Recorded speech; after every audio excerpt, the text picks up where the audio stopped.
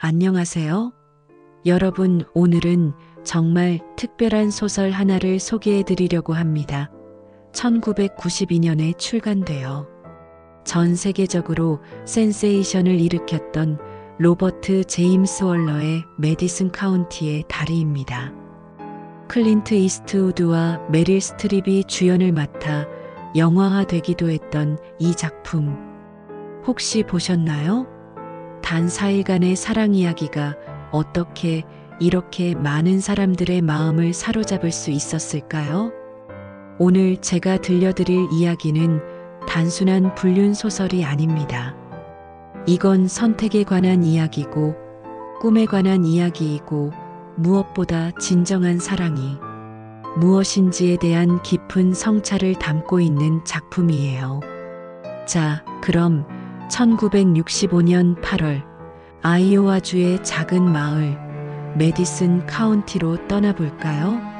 1965년 8월 16일 아이오와주 메디슨 카운티의 한 농장, 45세의 프란체스카 존슨이 현관 앞에 앉아 아이스티를 마시고 있었습니다.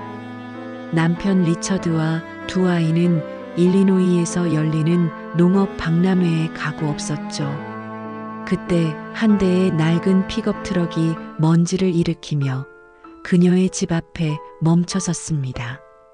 트럭에서 내린 남자는 52세의 로버트 킹케이드, 내셔널 지오그래픽의 사진작가였죠. 죄송합니다만 이쪽 어딘가에 있다는 지붕 덮인 다리를 찾고 있는데. 이 평범한 질문으로 시작된 대화가 어떻게 두 사람의 인생을 완전히 바꿔놓게 될까요? 월러는 이 첫 만남을 정말 섬세하게 그려냅니다. 프란체스카가 로버트를 처음 본 순간의 묘사를 보면 단순한 호감을 넘어선 뭔가가 있어요. 그녀는 그의 모습에서 뭔가 다른 것을 느꼈습니다. 길게 늘어진 회색 머리, 파란 눈동자, 그리고 무엇보다 그가 풍기는 자유로운 분위기. 이곳 메디슨 카운티 남자들과는 완전히 다른 존재였죠. 더 흥미로운 건 프란체스카의 반응입니다. 20년간 이 시골 마을에서 모범적인 농부의 아내로 살아온 그녀가 갑자기 이렇게 말하는 거예요. 원하신다면 제가 직접 가르쳐 드려도 좋겠는데요. 왜 그랬을까요? 자신도 모르게 튀어나온 이 말이 두 사람의 운명을 바꾸게 됩니다. 로버트가 찾던 7번째 다리, 바로 로즈먼 다리, 빨간 페인트가 벗겨진 오래된 다리가 작은 강 위에 놓여 있었습니다. 여기서 우리는 로버트가 어떤 사람인지 알 수 있어요. 그는 단순히 사진을 찍는 것이 아니라 만든다고 표현합니다. 예술가의 철학이 담긴 말이죠. 사진을 찍는 대상은 피사체가 아니라 빛이라는 것을, 피사체는 단지 빛을 반사하는 수단에 불과했다, 이렇게 말하는 사람이에요. 로버트 킹케이드는 세상을 다르게 보는 사람. 그리고 프란체스카는 그런 그의 시각에 매혹되기 시작합니다.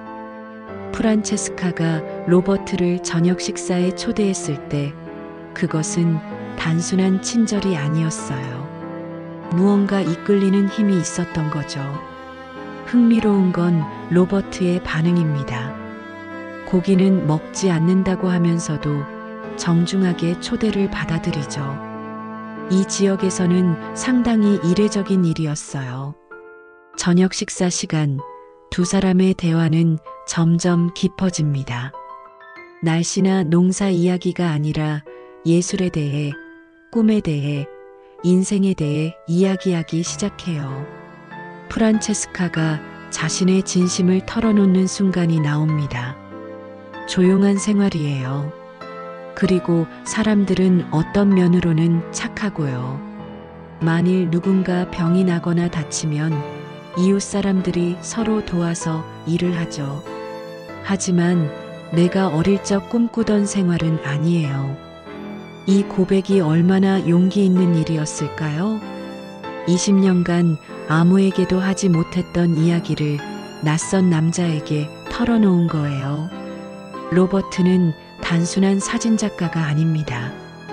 그는 자신의 일에 대한 깊은 철학을 가지고 있어요. 시장이라는 것은 예술적인 열정을 죽이죠. 대부분의 사람은 바깥 세상에서 안정을 추구합니다. 그들은 안정을 원하고 잡지나 제조 회사들은 그들에게 안정을 주지요. 이런 대화를 나눌 상대가 메디슨 카운티에 있었을까요? 프란체스카에게는 이런 대화 자체가 문학적인 경험이었어요. 그날 밤 두 사람은 브랜디를 마시며 담배를 피웠습니다. 프란체스카에게는 정말 오랜만의 일이었죠. 리처드가 담배를 극도로 싫어했거든요. 고대의 저녁과 멀리서 들려오는 음악의 건배. 로버트의 이 말에 프란체스카는 숨이 가빠졌습니다. 시적인 표현, 우아한 몸짓, 이 모든 것이 그녀에게는 새로운 세계였어요. 로버트가 떠난 후 프란체스카는 화장대 거울 앞에 섰습니다. 벌거벗은 채로요. 45세의 몸을 들여다보며 그녀는 생각했어요. 아직도 아름다운가? 사랑받을 만한가? 이 장면이 단순히 에로틱한 묘사가 아니에요. 이건 한 여성이 자신의 존재를 재발견하는 순간이거든요. 20년간 농부의 아내, 두 아이의 엄마로만 살아온 그녀가 다시 한 명의 여자로서 자신을 바라보는 거예요. 그날 밤 프란체스카는 처음으로 벌거벗은 채 잠을 잤습니다. 자신의 기억으로는 그랬어요. 작은 변화지만 상징적인 의미가 있죠. 다음 날 새벽 프란체스카는 잭과 함께 로즈먼 다리로 갔습니다. 그리고 다리 입구에 작은 쪽지를 남겼어요. 흰 나방이 날개짓할 때 다시 저녁 식사를 하고 싶으시면 오늘 밤 일이 끝난 후 들르세요. 예이츠의 시에서 따온 표현이었죠. 이 정도면 프란체스카가 얼마나 지적인 여성인지 알 수 있어요. 로버트도 마찬가지로 갈등하고 있었어요. 그는 작은 마을의 험담이 프란체스카에게 어떤 피해를 줄지 걱정했습니다. 그래서 다시 전화를 걸어 확인하죠. 이런 배려가 로버트의 진정성을 보여줍니다. 자신의 욕망보다 상대방을 먼저 생각하는 사람이에요. 프란체스카는 로버트의 작업을 지켜보기로 결심했습니다. 위험을 무릅쓰고라도 말이에요. 시더 다리에서의 촬영 장면은 정말 인상적이에요. 로버트의 전문성과 예술적 감각을 보여주는 동시에 프란체스카가 그런 그를 바라보는 시선이 얼마나 뜨거운지도 드러나죠. 그는 유연했다. 그녀가 그를 바라보면서 내내 생각했던 것이 바로 그 단어였다. 원런은 로버트의 신체를 묘사할 때도 예술적으로 접근합니다. 52세의 몸이지만 잘 관리된 근육, 우아한 움직임. 이건 단순한 외모 묘사가 아니라 내면의 단단함을 보여주는 거예요. 프란체스카가 느끼는 육체적 끌림도 자연스럽게 그려집니다. 오랫동안 억압되어 있던 감정이 깨어나는 거죠. 두 번째 저녁, 프란체스카는 특별히 준비했습니다. 발폴리첼라 와인, 새로 산 원피스, 바람의 노래라는 향수까지. 이날 밤의 대화는 더욱 깊어집니다. 로버트는 자신의 과거를 이야기해요.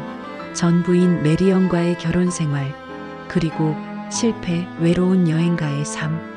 흥미로운 건 두 사람의 문화적 배경이에요. 이탈리아 출신의 프란체스카, 세계를 떠도는 미국인 로버트.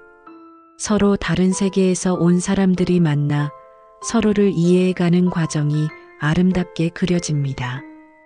프란체스카가 나폴리에서의 삶을 이야기할 때 로버트는 진심으로 경청해요.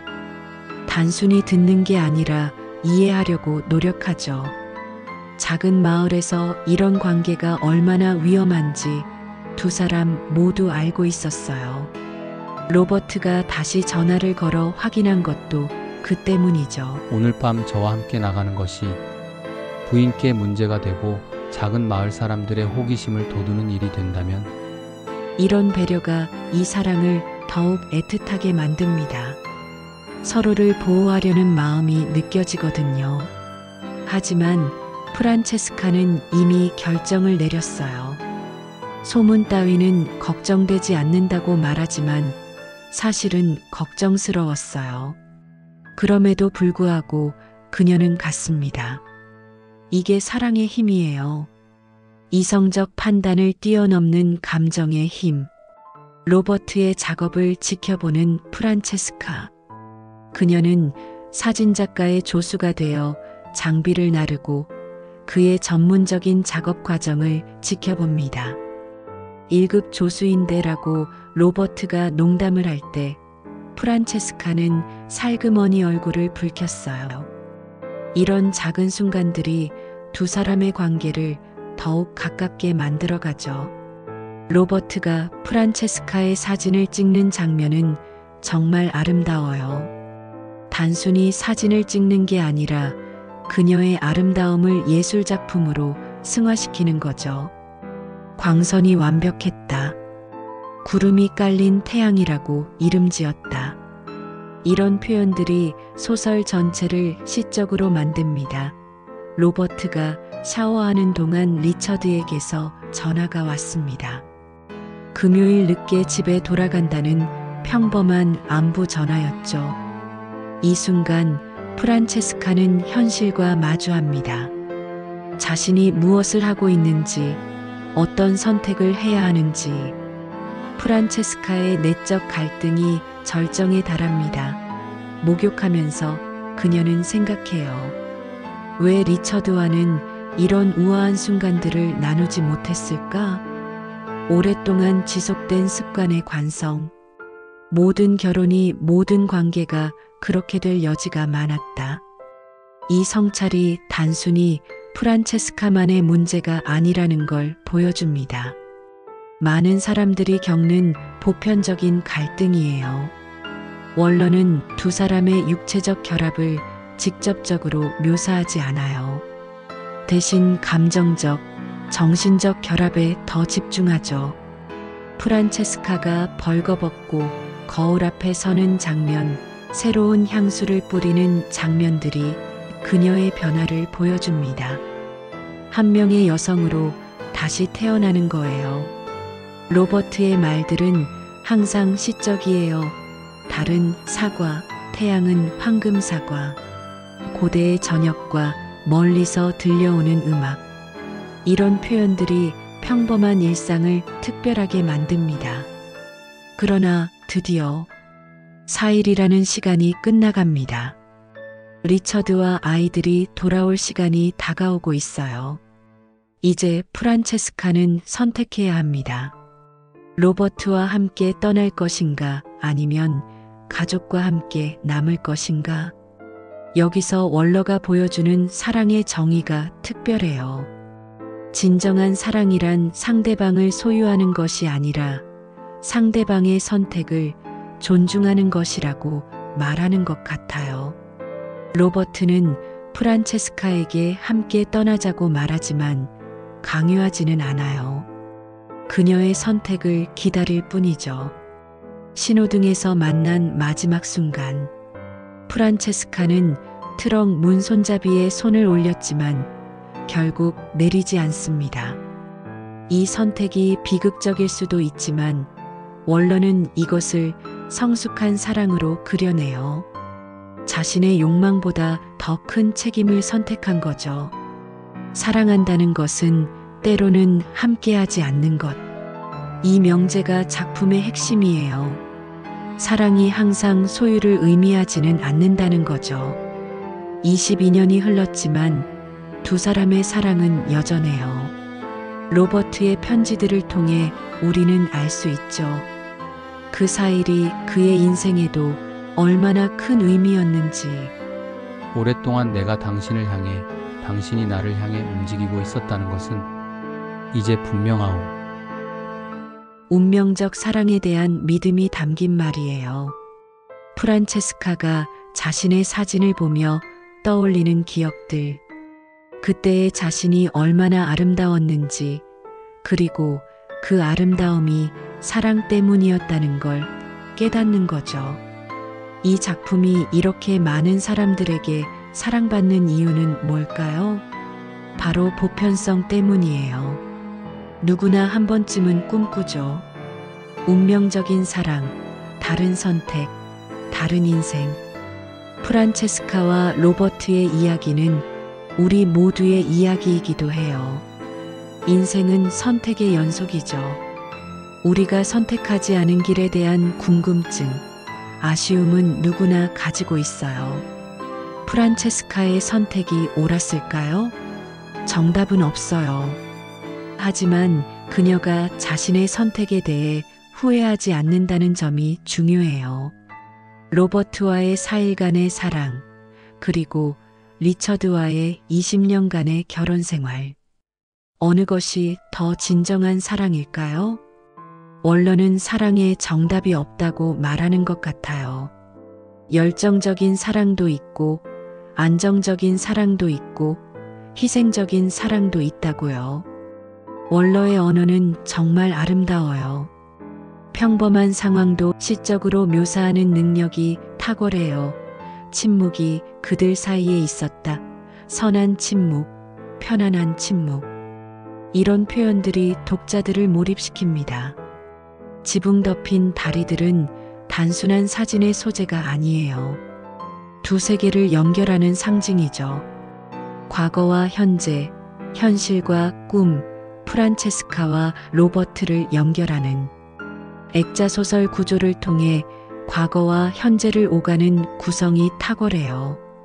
현재의 프란체스카가 과거를 회상하는 방식이 이야기에 깊이를 더해줍니다. 1960년대는 여성들에게 변화의 시기였어요. 전통적인 역할에 만족하지 못하고 자아실현을 꿈꾸기 시작한 시대죠. 프란체스카의 갈등은 당시 많은 여성들의 갈등을 대표해요. 가정과 개인적 욕망 사이에서의 고민. 이탈리아 출신의 프란체스카와 미국 중서부의 보수적인 문화. 이 충돌이 그녀의 갈등을 더욱 깊게 만들어요. 메디슨 카운티의 다리가 1992년 출간된 이후 지금까지 사랑받는 이유는 뭘까요? 바로 시대를 초월한 보편적 감정 때문이에요. 사랑, 선택, 후회, 그리움. 이런 감정들은 시대가 바뀌어도 변하지 않아요. 로버트와 프란체스카의 사랑이 완벽한 이유는 완성되지 않았기 때문일지도 몰라요. 4일이라는 짧은 시간, 이루어질 수 없다는 조건들이 오히려 이 사랑을 영원하게 만들었죠. 이 작품은 우리에게 많은 질문을 던져요. 사랑이란 무엇인가? 선택이란 무엇인가? 후회 없는 삶이 가능한가? 진정한 행복이란 무엇인가? 정답은 각자가 찾아야 할 몫이에요. 자, 여러분. 오늘 함께 떠난 1965년 아이오와주의 여행은 어떠셨나요? 메디슨 카운티의 다리는 단순한 로맨스 소설을 넘어서 인간 존재의 본질적 갈등을 탐구한 작품이에요. 프란체스카와 로버트의 4일간의 만남이 주는 감동은 바로 여기에 있어요. 우리 모두는 인생에서 선택의 순간들을 마주하죠. 그리고 때로는 선택하지 않은 길에 대해 궁금해해요. 이 작품은 그런 우리의 마음을 위로해 주는 것 같아요. 사랑한다는 것이 반드시 함께한다는 것을 의미하지는 않는다는 것. 때로는 진정한 사랑이 포기를 요구한다는 것. 그리고 아름다운 기억은 그 자체로도 충분히 의미 있다는 것을 말이에요. 여러분은 어떻게 생각하시나요? 댓글로 여러분의 생각을 들려주세요. 다음 시간에는 또 다른 멋진 작품으로 찾아뵙겠습니다. 구독과 좋아요, 알림 설정도 잊지 마시고요. 오늘도 함께 해주셔서 고맙습니다.